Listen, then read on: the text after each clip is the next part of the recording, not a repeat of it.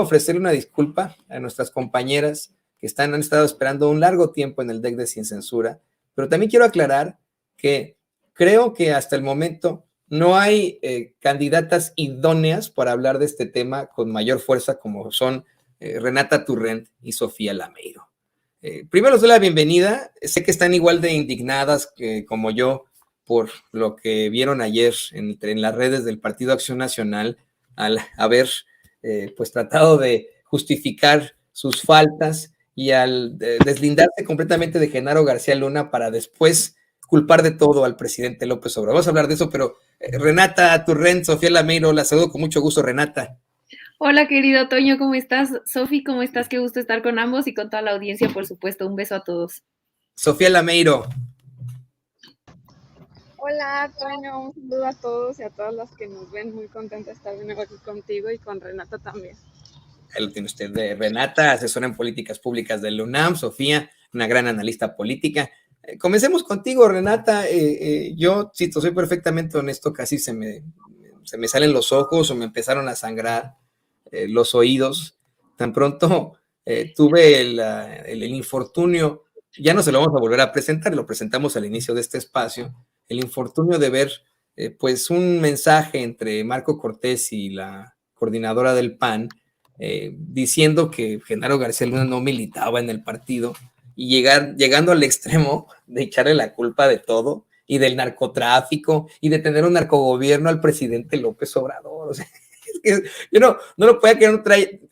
Al día siguiente, Renata, mi querida Sofía, al día siguiente de que declararan culpable a Genaro García Luna, el PAN primero compartió una serie de videos hablando de sus logros, una especie de campañita, y el día siguiente nos salen con esta chistosada.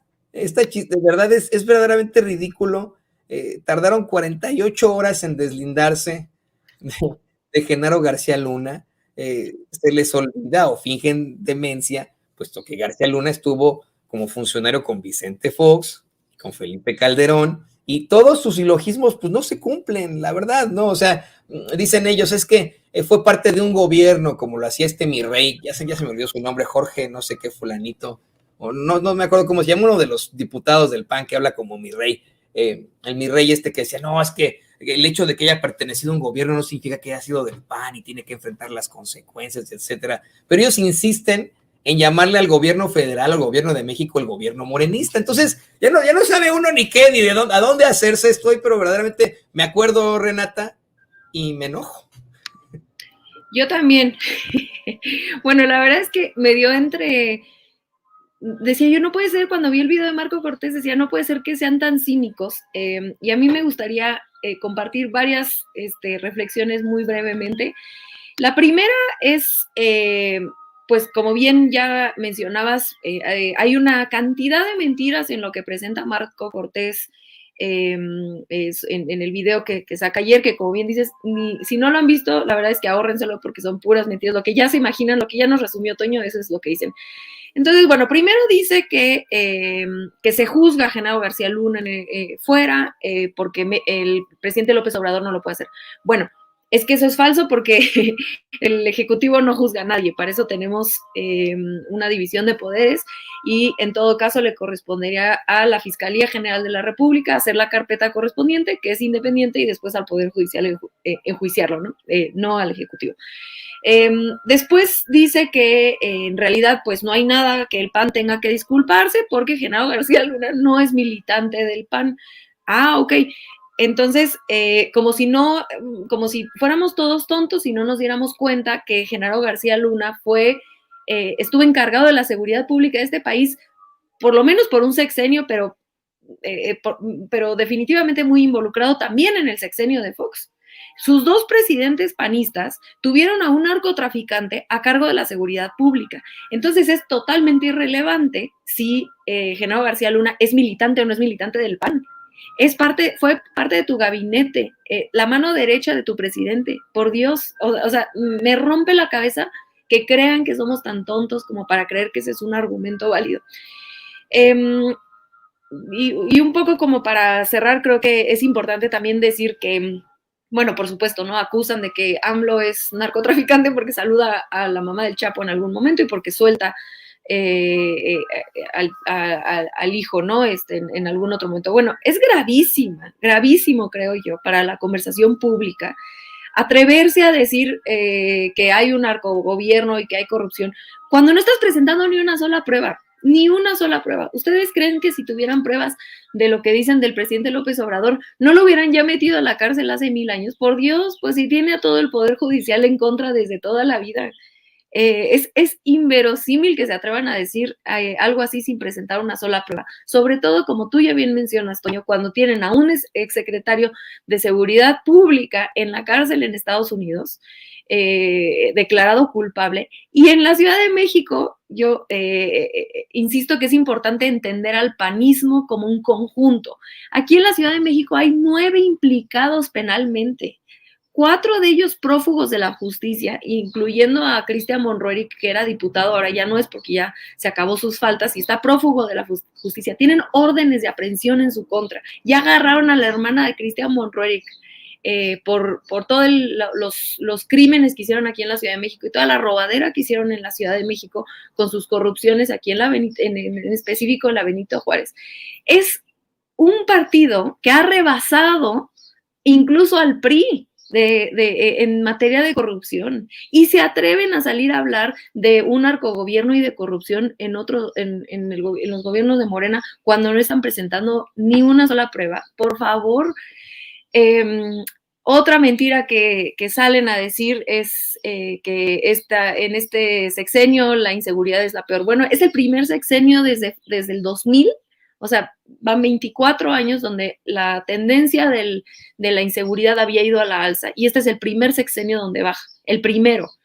Y recordar nuevamente que en el sexenio de Calderón se incrementaron 200% los homicidios, 200%. O sea, pasamos, imagínense esa cifra, ¿cómo se explica esa cifra? Bueno, pues claro, la única, ahora lo entendemos perfectamente, se explica porque pactó con el narcotráfico, nos estaba gobernando un narcotraficante, presuntamente le vamos a decir así a Felipe Calderón, pero estaba a cargo de la seguridad pública un narcotraficante. Pues claro, ¿cómo no van a incrementar 200% los homicidios así? Y yo nada más para cerrar, a mí me gustaría decir que 2 cosas. La primera es que creo que es un error político del PAN, más allá del error ético, ¿no? De ser unos cínicos, mentirosos, deshonestos, ¿no? Eso ya lo sabemos del PAN y no sorprende. Pero incluso creo que es un error político el que están haciendo en no responsabilizarse, deslindarse, decir, a ver, tenemos que reflexionar qué es lo que pasó para que no vuelva a pasar. Yo creo que es un error que recae en el mismo error que ha conducido la política de la oposición por estos 6 años y me atrevo a decir que, bueno, por estos 4 años y me atrevo a decir que muchísimo más tiempo y es que creen que la gente es tonta. No. Recae todo en esto, creo yo.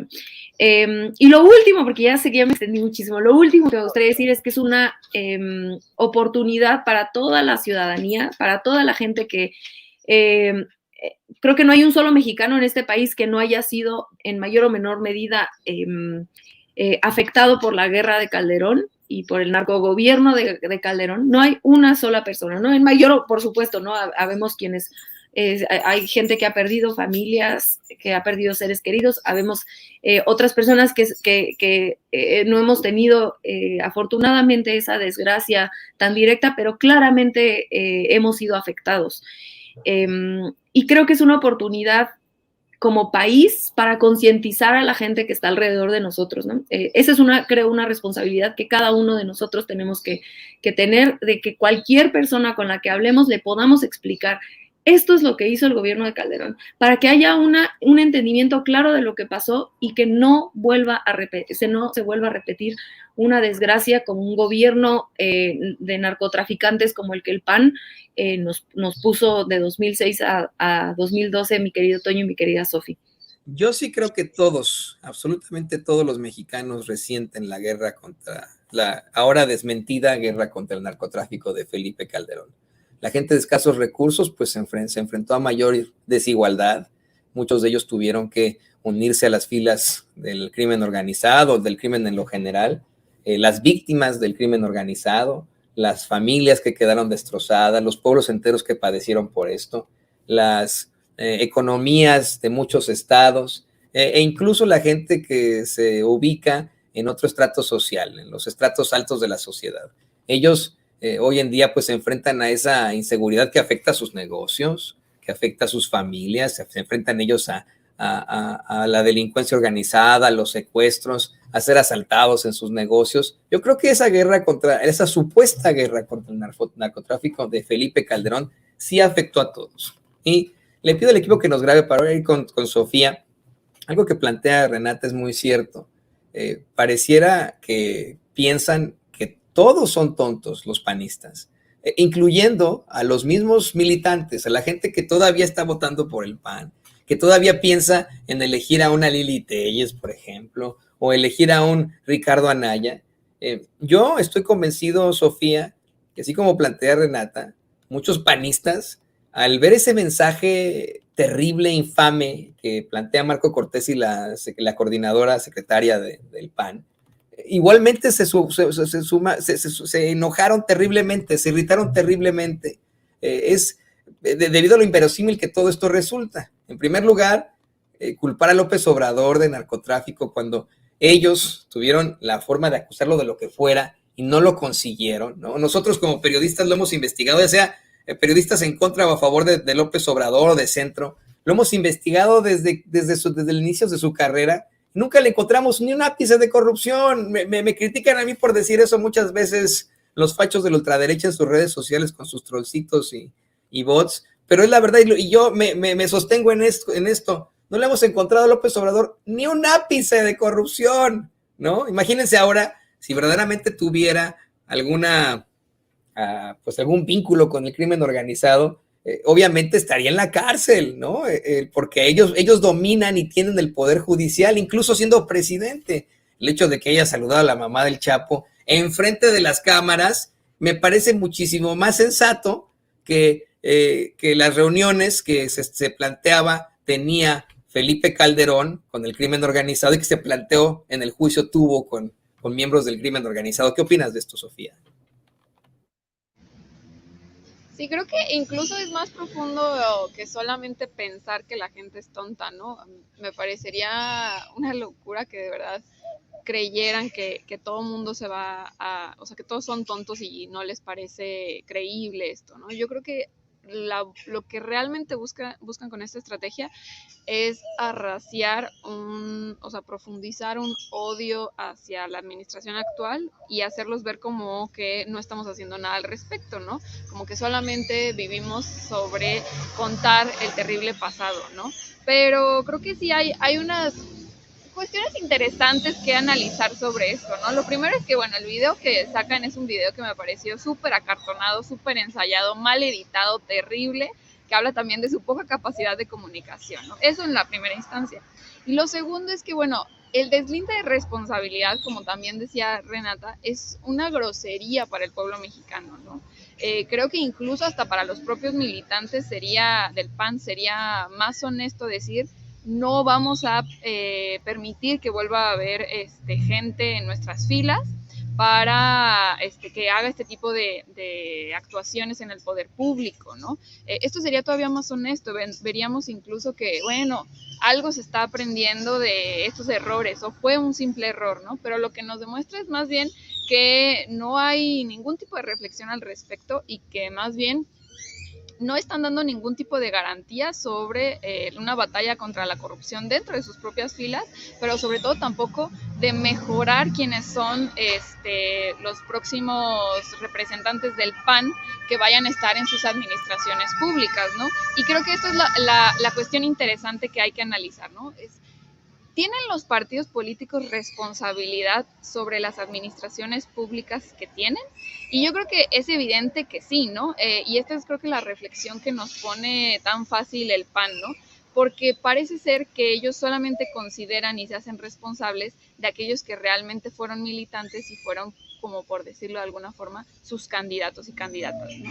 Pero la realidad es que un partido político también es responsable de cómo gobierna, ¿no? Porque al final cómo ejercen el poder también es un reflejo de lo que proponen con sus candidatos, de lo que le proponen a la población y sobre todo el proyecto de país que tienen para presentarle a la población y para, pues bueno, decirles si les gusta o no les gusta o qué soluciones tienen a los problemas que hoy en día se enfrenta a la población, ¿no? Y ahí es creo que donde tenemos que darnos cuenta que el PAN no nos está proponiendo de nuevo un cambio, incluso bajo los propios errores que sus administraciones tuvieron, ¿no? Y eso es una muestra de que no van a cambiar, de que incluso aquellas personas que no se identifican con el gobierno de Andrés Manuel, que se consideran más en el ala conservadora, realmente no tienen tampoco por qué identificarse con el PAN, porque el PAN tampoco aprendió de la terrible administración de Felipe Calderón, ni de la de Fox, ni tampoco de las administraciones que tuvieron que estuvieron ahí también involucrados con los del PRI, ¿no? Que hay que también mencionarlo, que los del PRI también estuvieron involucrados en continuar con la guerra contra el narco, ¿no? Entonces, bueno, creo que este es el tema más interesante de ver cómo el PAN realmente, pues, cree que solamente es responsable es más, que ni siquiera es responsable del mal actuar de las personas que pudieran estar bajo sus administraciones públicas, ¿no? Y al final, pues, bueno, hoy en día, incluso más de 20 años después de la guerra contra el narco, vemos que no ha cambiado mucho dentro de su propia estructura ni de sus propias administraciones públicas, ¿no? Ya decía Renata, pues las personas del PAN en la Ciudad de México, cómo es que también están investigadas, también hemos visto los casos de corrupción enormes que hemos visto últimamente, y lo vemos también acá en Jalisco, por ejemplo, con Enrique Alfaro, que tiene más de la mitad de su gabinete de expanistas, que también siguen haciendo una cantidad de robaderas impresionantes, unos gobiernos súper deficientes y que hay una poca disponibilidad por escuchar las necesidades de la gente y por atenderlas. No, y la verdad es que yo considero, Sofía, que ni siquiera ellos se lo creen, ¿no? O sea, decir que esa ínfima parte es su responsabilidad, no creo que ni ellos se lo creen. Les ofrezco disculpas, no recuerdo el nombre de este diputado que está siendo muy, muy famoso, lo están citando en los medios de comunicación corporativos muchísimo y en las redes sociales, a lo mejor hasta tenemos el video, esto que me lo diga don David por ahí, pero es un diputado que sale ahí en una especie de chacaleo con su voz de mi rey, dice que nada tenía que ver el PAN en todo esto, que cómo pueden meter al PAN en esa situación y que ellos van a exigir justicia y no sé qué, ¿no? Yo creo que ni él se lo cree, ni él, ni Marco Cortés, ni la coordinadora, ni esta señora que es casi neonazi, esta que está ahora en contra de cuestiones transgénero, se me va también su nombre, son tan oscuros que no brillan, o sea, vamos, no tengo ni siquiera sus nombres, Rangel, fulanita Rangel, América Rangel, algo así, ¿no? Bueno, vamos, ni siquiera ellos se lo creen, no creo que Lili Telles se crea que no tenga nada que ver el PAN en esto, siendo que ella los denunció según esto hace algún tiempo, Kenia López Rabadán o Xochitl Gálvez, vamos, yo creo que llegan a sus casas en la noche, se duermen y pues se van a pensar, no, pues sí, la verdad es que tendría que enfrentar las consecuencias Felipe Calderón, pero esa es harina de otro costal. Y aquí viene la otra pregunta, y le pido al equipo que nos grabe. ¿Cómo van a marchar el domingo? ¿Cómo van a marchar los panistas, los priistas, los muy pocos periodistas que quedan? ¿Verdaderamente la gente va a ir a hacer el ridículo? Algo que tú siempre mencionas, Renata, es lo muy neurótico que resultan estos personajes, ¿no? Con sus planteamientos que apelan a lo que no es obvio, ¿no? Yo creo que nadie quiere hacer el ridículo, pero para nada. Y este fin de semana van a ir ahí a marchar a favor del plan B, en contra del plan B a la reforma electoral, eso es lo que ellos dicen. Pero ¿con qué cara lo van a hacer después de que esta semana, acá en Estados Unidos, en Nueva York, su principal representante, el principal representante de la derecha mexicana, Genaro García Luna, fue, porque no es ni Fox ni Calderón, no es él, estoy convencido, fue declarado culpable de 5 acusaciones formales sobre narcotráfico y una de falsedad de declaraciones, y a defender a 2 personajes que también han resultado bien oscuros, a 2 personajes que de la forma más desagradable se quieren ir con 10 millones en la bolsa de finiquito. ¿Qué opinas de esto, Renata?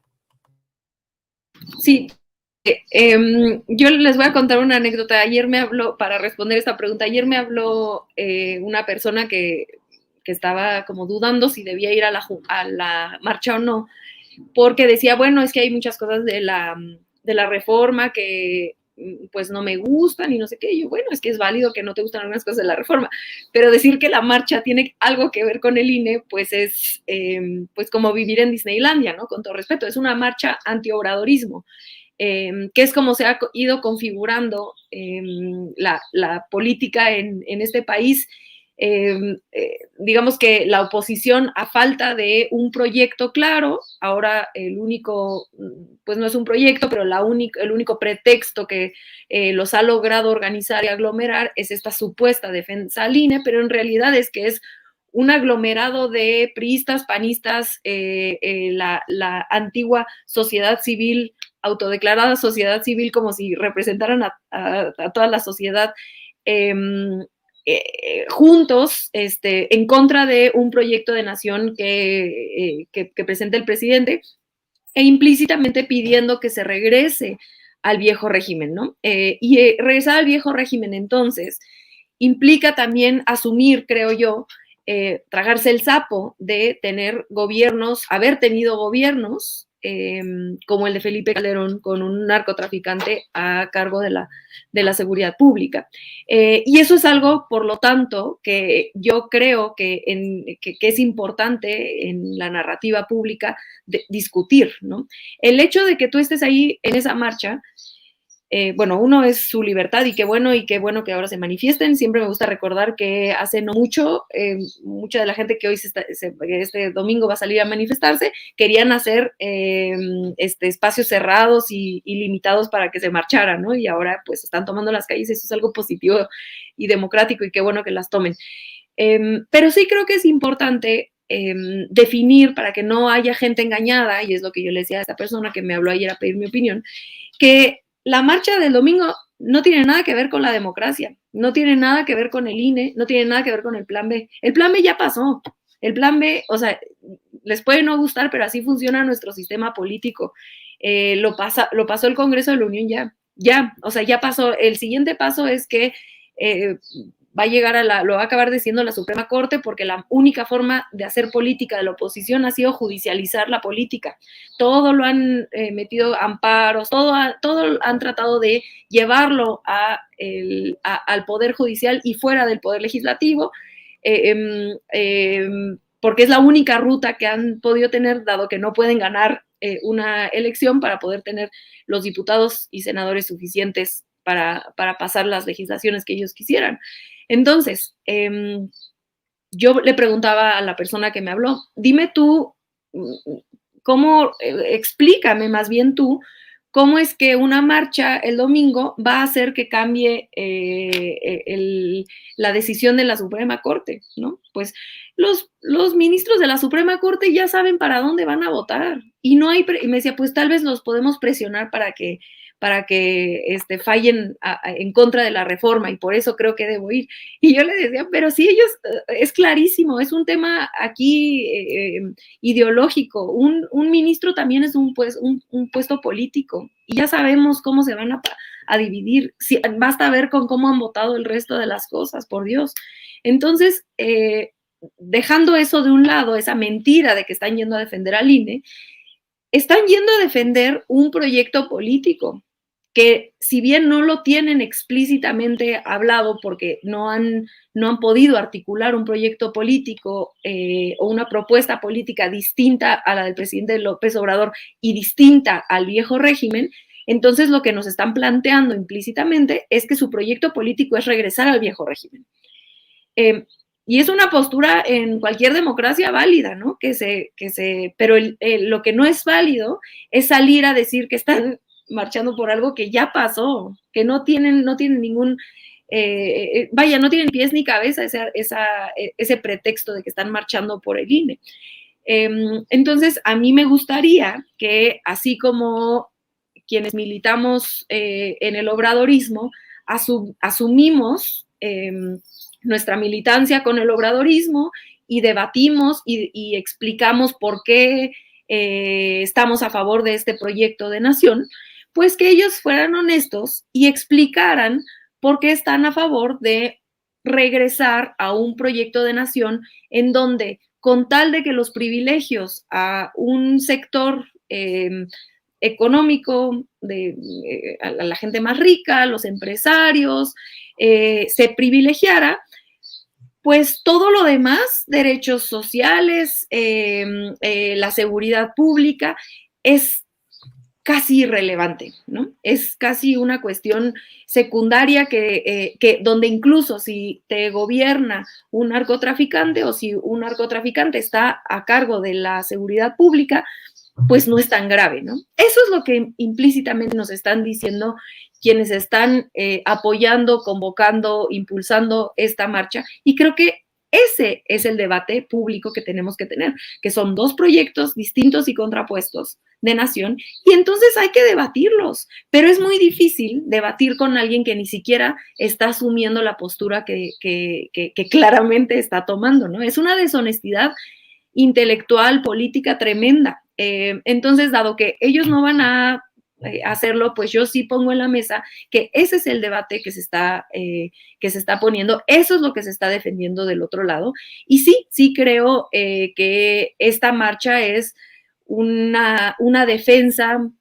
Obviamente no se van a poner a defender abiertamente a García Luna, pero sí es una defensa, insisto, al viejo régimen. Y repito, es válido, cualquier manifestación es pacífica, es válida, cualquier postura política en una democracia debe ser escuchada, debe ser debatida, pero debatamos la realidad, ¿no? Porque eso de la reforma, pues, ¿de qué van a marchar si ya pasó? Insisto, o sea, pues, en todo caso tendrían que irle tendría que ser una marcha un poco más a la Suprema Corte, o quizá no se han enterado cómo funciona el sistema político, porque es verdad que en esas marchas hay mucha ignorancia y mucha mentira, pero pues la realidad es que creo que hay algunos ahí confundidos que sí alcanzan a caer en ese pretexto de que están defendiendo al INE, pero en realidad la gran mayoría está posicionándose políticamente a favor del viejo régimen, y es válido, pero debatamos eso. No, y considero que políticamente hablando, en todo caso, es un termómetro de Claudio X González y pues de la derecha en lo general, ¿no? Estamos ya ante las elecciones en el Estado de México y ante las elecciones en Coahuila. Este es un termómetro que ellos van a tener para ver tal vez cómo les va a ir en esas elecciones en las que van a perder, ¿no? Es más que bien, no sé Coahuila, pero el Estado de México definitivamente lo van a perder. Y le pido al equipo que por favor nos grabe, porque querida Sofía, hay algo que la querida Renata dice que es muy, muy claro y muy sensato. Evidentemente ya no hay razón ni siquiera de esta marcha. Se salieron con la suya, no se consiguieron los 2/3 necesarios del Congreso para que hubiera una reforma constitucional a la ley electoral, una reforma electoral en lo general. No se consiguió eso. Y este es un remedio, este es un parche que puso el gobierno, como acá en Estados Unidos pusieron un parche a la reforma migratoria que nunca llegó, que se llamó, con un parche llamado DACA y después DAPA. Es exactamente lo mismo, es un parche a un grave problema que tenemos en México que se llama el sistema electoral manejado por personajes como Lorenzo Córdoba y Ciro Murayama. Es más que evidente que pues es una ridiculez. Este plan B a la reforma electoral en estricto sentido busca reducir salarios, busca reducir ciertos costos, pero hasta ahí, ¿no? No espero ni de fondo lo que se buscaba con el plan B a la reforma electoral. Sin embargo, sí dispusieron no solamente una campaña en México en los medios de comunicación corporativos, sino en el extranjero. Una campaña al nivel de tratar de poner como si se hubiera aceptado ese plan B a la reforma electoral. Ahí está la nota infame nuevamente de Natalie Kitroeff en el New York Times, la nota, la columna espantosa del tipo que le escribía los discursos a Bush y que es uno de los principales propagandistas de la guerra en Irak, en The Atlantic, o bien a Chuy García y varios congresistas demócratas acá en los Estados Unidos, a los que les doró la píldora Sarucán, ¿no? Todos están citando a Sarucán, pues sí, ya vi de dónde sacaron sus locuras para tener esta intención. ¿Qué opinas de esto, Sofía? Pues me parece que es muy claro que la marcha se utiliza de manera, pues, para querer demostrar cierto posicionamiento político, cierta aceptación política que no es que sea real del todo, ¿no? Porque pues han mentido con una cantidad increíble de medios, de espacios públicos para decir todo lo que tiene la reforma, que en realidad no es ni la mitad de las cosas diabólicas que dice que tiene, y que pues han mal informado, ¿no? Y como tú ya bien decías, incluso en el plano internacional han querido mentir sobre lo que contiene la reforma electoral, y pues es muy triste. Yo lo he dicho también en otros espacios y en otras ocasiones, que un debate que pudo haber fortalecido incluso la reforma electoral, que pudo haber fortalecido el tema de qué necesita nuestro sistema electoral para mejorarse, pues lo degradaron a tal punto en el que ya ni siquiera se podía debatir pues qué era lo que nos hacía falta, ¿no? Porque prácticamente nos decían que el INE era intocable, ¿no? Que estaba perfecto como estaba, y que no importaba que, por ejemplo, hubiera fraudes en los que se había invertido dinero del narco, como vimos anteriormente, en el que se había repartido dinero a través de tarjetas Monex para comprar el voto, en el que se habían hecho fraudes electorales y se había permitido que cambiaran la incidencia del voto, en el que se había permitido campañas negras sin fundamentos, un montón de inversiones desconocidas, ¿no? No solamente del narco, sino también de otros sectores empresariales que apoyaron tanto en estas campañas como a ciertos partidos políticos, ¿no? Y que pues bueno, esto no estaba en discusión, sino más bien si el presidente, por una idea que tienen del presidente, estaba pues queriendo apropiarse del sistema electoral, ¿no? Con lo cual era una mentira grandísima. Y desgraciadamente, pues en eso terminó la conversación pública, ¿no? Y creo también, bueno, al final la marcha no se trata sobre el plan B, sobre la reforma, como decíamos, pues se trata de demostrar, como se dice en la jerga política, de demostrar músculo, ¿no? De ver si tienen suficiente gente que puedan, pues llevar, ¿no? Y creo o espero que ahora pues haya cierta conmoción y cierto efecto de memoria de quiénes son las personas que se están rodeando a la marcha, ¿no? De quiénes están convocando, quiénes están yendo, ¿no? Ahora con el juicio de Genaro García Luna igual, y les recordó qué es lo que se vivió durante el sexenio de Felipe Calderón, durante el sexenio de Fox, durante el sexenio de Enrique Peña Nieto, cuál era el grado de corrupción que había, el grado de descomposición social que había, y sobre todo, que a mí me parece que esta es la cosa más fundamental, ¿no? Que es de la que no se quieren soltar los conservadores, y es la degradación del actuar político que tienen cualquier funcionario o persona que esté involucrada en la vida pública, ¿no? Y es que para ellos no hay un piso de ética que se deba de tener para participar en la vida pública. A diferencia de, por ejemplo, ahora que estamos queriendo, pues, resignificar, redignificar la vida pública, los conservadores realmente quieren que se degrade el máximo, ¿no? Nos quisieron hacer creer durante años que, pues, bueno, la corrupción es parte de nuestra cultura, ¿no? Que bueno, pues, es que así somos todos y pues todos tenemos algo de culpa, y por eso los políticos que tenemos, pues, son así de horribles, nefastos, asquerosos, y no podemos añorar nada mejor, ¿no? Ahora que hay un cambio considerable y que vemos que, pues, robar, no, más bien, dejar de robar no era tan difícil, pues ahora es cuando ellos están pegando el grito en el cielo, porque pues le estamos demostrando a la gente que pues estas cosas que deseábamos que eran este mínimo de ética, que obviamente tenemos mucha más de ética y tenemos estándares mucho más altos, pues no eran así, ¿no? Y creo que pues bueno, ahora esta marcha más bien significa eso, ¿no? Que sigan convocando incluso estas locuras que dicen de que está diciendo Loret de Mola hoy, creo, me parece que estaba viendo un intento por impedir que fuera gente a la marcha, pues con este evento de Cinemex que pasaba en Mérida, que muy lejos está Mérida de la Ciudad de México, pero bueno, y pues bueno, creo que al final del día pues esa va a ser su respuesta, ¿no? Si hay poca gente, van a decir que el gobierno federal, que es súper poderoso, parece casi un dios, el poder federal estuvo queriendo pues hacer actividades y bloquearles de cualquier forma para que no hubiera gente en la marcha. Pero si les sale bien, pues ahora sí van a decir, o más bien si va mucha gente, van a decir, ay no, pues que miren toda la gente que está en contra del gobierno de Andrés Manuel, que no significa que estén en contra del gobierno de Andrés Manuel, quiere decir que estén a favor de ellos, pero de todas formas pues van a seguir queriendo encontrar excusas pues para poderlo manejar mediáticamente, ¿no?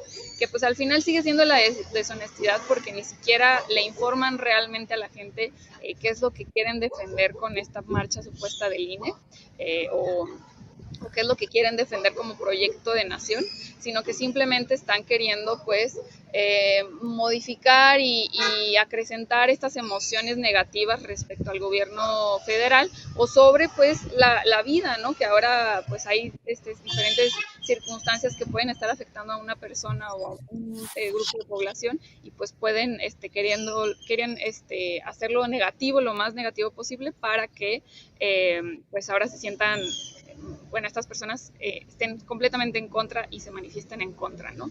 Que creo que, pues bueno, al final no están dando ningún tipo de argumentos políticos. Pero bueno, pues sí, vamos a ver una triste marcha, yo creo, y pues lo que me parece más preocupante es que todas estas personas que pertenecieron al viejo régimen, que sobre todo se beneficiaron de la corrupción del viejo régimen, pues ahora vayan a salir a marchar con una supuesta dignidad que realmente no representan, ¿no? ¿Y por qué Mérida con Loret? Bueno, pues porque de ahí viene el cacicazgo de esa familia, de ahí viene pues el cacicazgo de su abuelito, el muy corrupto y represivo gobernador de ese estado, su papá y todos ellos.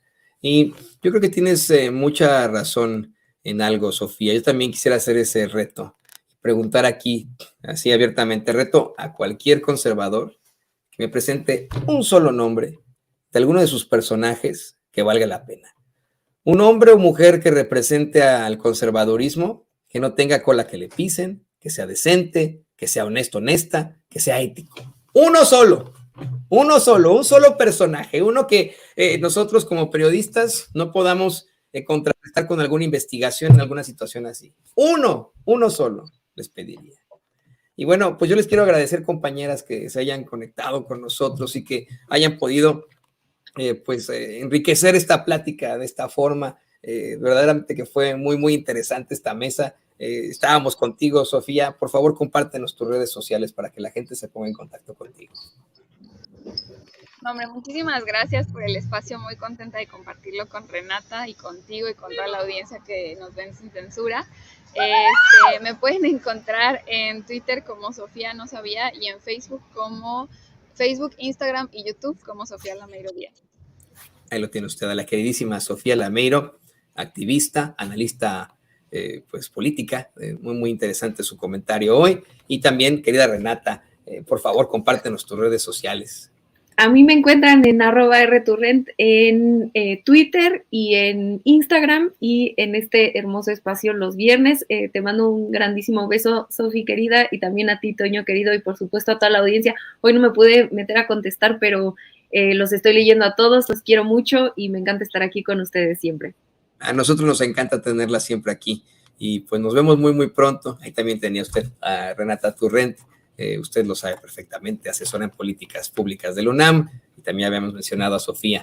Y bueno, le